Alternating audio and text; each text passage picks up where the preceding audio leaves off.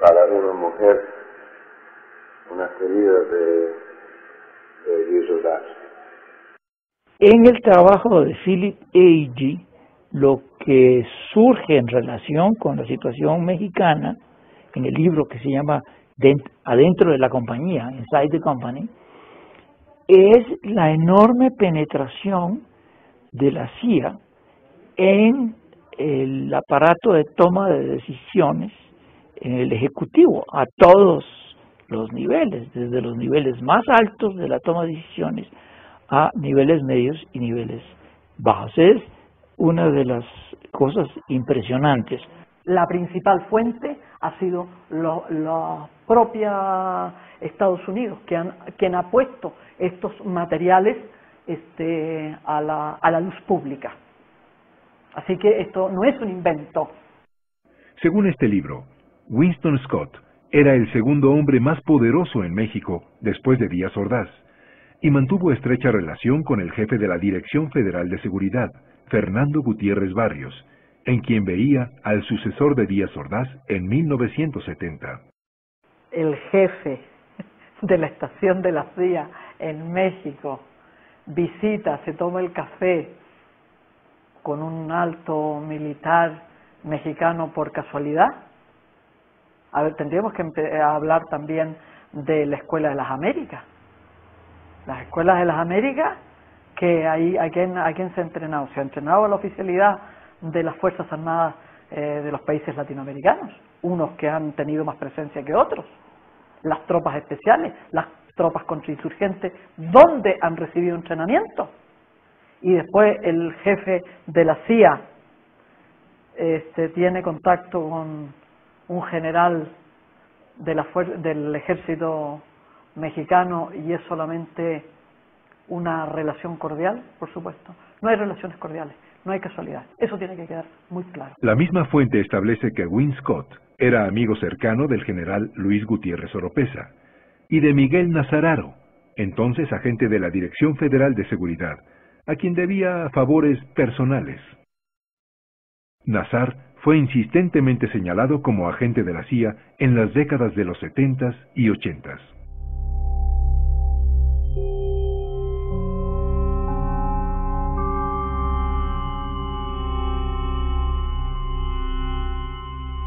De los 12 agentes que formaban la red Litempo, tan solo son conocidos 4.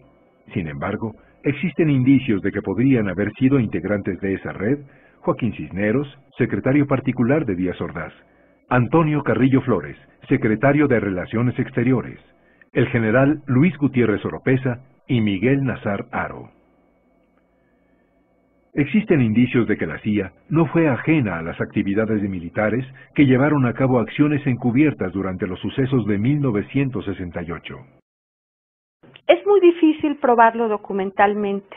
Hay pequeños por ahí datos que va uno recogiendo, pero tampoco es tan descabellado. Y no tanto por lo que se dice en los archivos mexicanos, como por lo que está en los archivos nacionales en Washington. Cuando empieza a haber mucha información sobre alguna persona, es porque tienen interés en ella, ya sea en un sentido de querer acercársele o bien porque representa una amenaza a sus intereses. Yo no tengo mayor reserva mental en decir que efectivamente existe un alto orden de probabilidad de un involucramiento de agentes de la Agencia Central de Inteligencia en el proceso que lleva a estas confrontaciones y a estas masacres inadmisibles que se realizaron acá. Era parte del esquema del uso de la estrategia de la tensión para lanzar el espectro político hacia la derecha.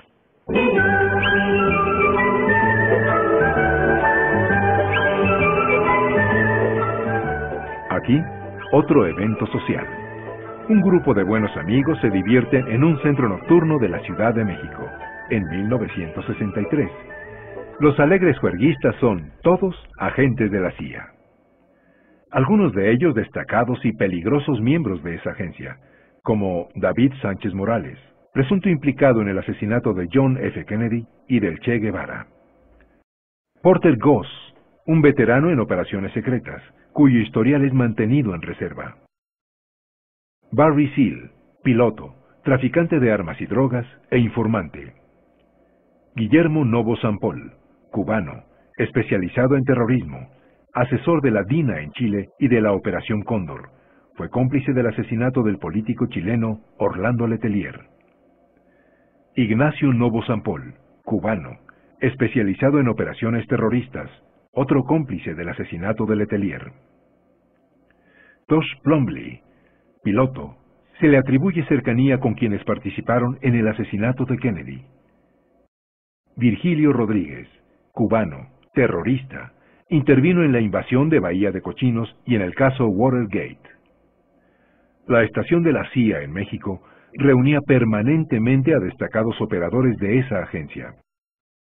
Considerado brazo derecho del señor Scott, el agente de la CIA, David Phillips, alternaba entre 1965 y 1970 actividades en México y en la República Dominicana, y gozaba de libertad para vagar por todo el hemisferio americano. David Phillips, también conocido por el seudónimo de Maurice Bishop, intervino en el golpe de Estado de Guatemala en 1954, en operaciones contra la Revolución Cubana, en el asesinato del presidente Kennedy y en la caída del gobierno de Chile en 1973. Los actos terroristas registrados durante el movimiento estudiantil de México remiten a dos prácticas desarrolladas por la CIA, la propaganda y la guerra psicológica, dos materias en las que Phillips era experto.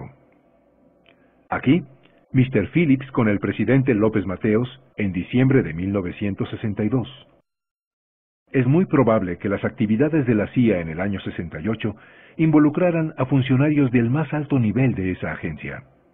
Algunas fuentes afirman que los días 27 y 28 de septiembre de 1968, Winston Scott recibió en México la visita del máximo jefe de la CIA, Richard Helms, precisamente 4 días antes de la masacre de Tlatelolco.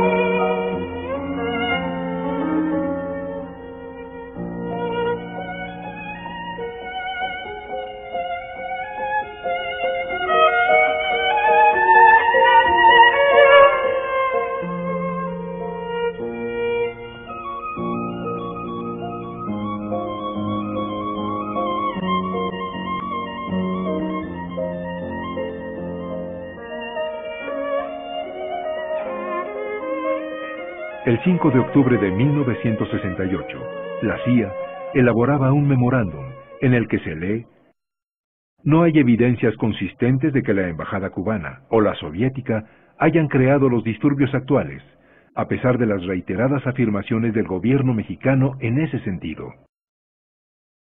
El informe señala que, a pesar de la participación de muchos grupos comunistas en los desórdenes, no hay evidencia